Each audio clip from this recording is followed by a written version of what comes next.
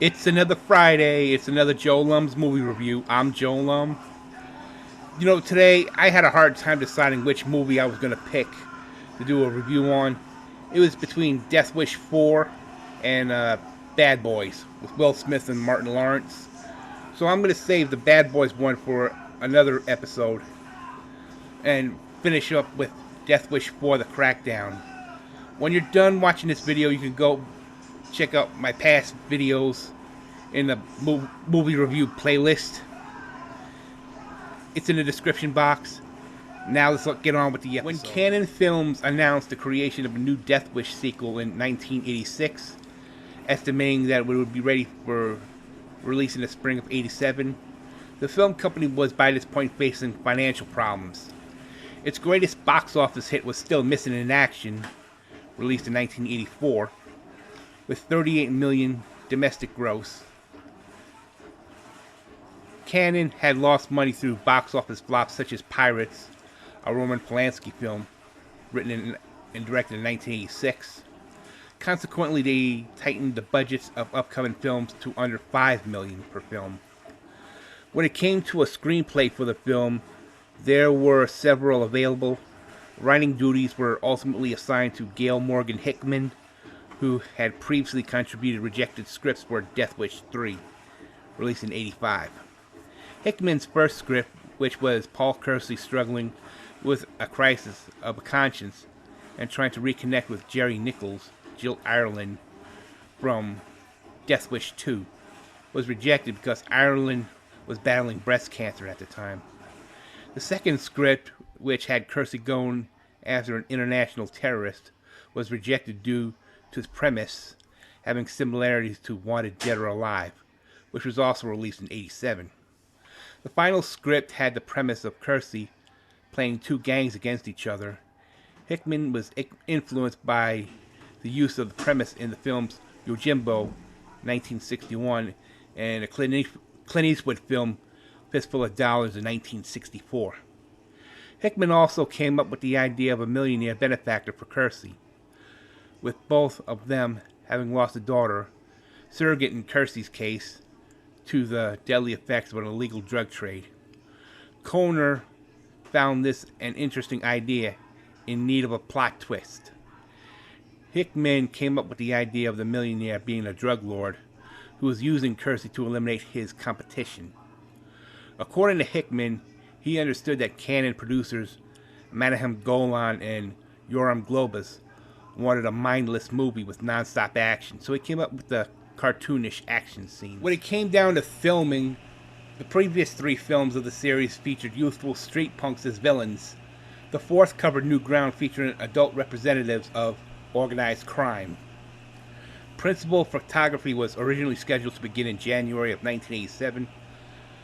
The start was delayed for 2 months, and it was delayed once again.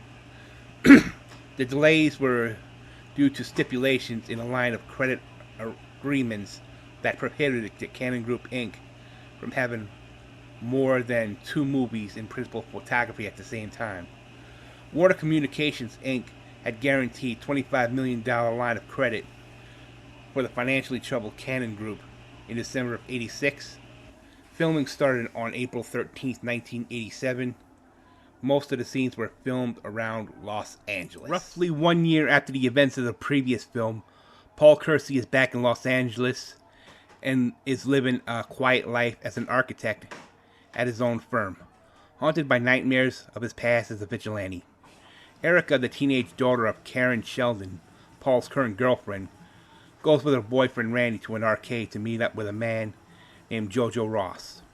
Jojo offers her crack cocaine and Erica dies from an overdose. Having seen Erica smoke a joint with Randy while in his car the previous night, Paul suspects Randy was involved with Erica's death, so he follows him to the arcade. Randy confronts Jojo, only to be killed by him before Paul shoots and kills him. At home, Paul receives a package indicating the sender knows he's the vigilante, and a phone call threatening to go to police if Paul won't meet. Paul is taken to the mansion of the secretive tabloid publisher Nathan White. White says that his daughter became addicted to drugs and eventually died of an overdose. So we went to hire Paul to wipe out the drug trade in Los Angeles. There are two major gangs competing for local drug supply, one led by Ed Zacharias, the other by brothers Jack and Tony Romero. Kersey accepts and White supplies him with weapons and information. Meanwhile, LA detectives Sid Rayner and Phil Nozaki, investigate the arcade deaths. Paul infiltrates Zacharias' manor as a party bartender. After bugging a phone, he witnesses Zacharias murder a colleague before being discovered by him.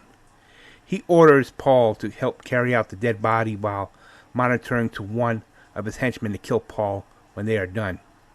But Paul kills him and escapes. Paul proceeds to kill three of Ed Zacharias' enforcers, Art Sanella, Danny Moreno, and Jack Stein, at a restaurant with a bomb with a wine bottle. Drug dealer Max Green at the back end of a video shop, and Romero's top hitman Frank Boggs at a high-rise condominium.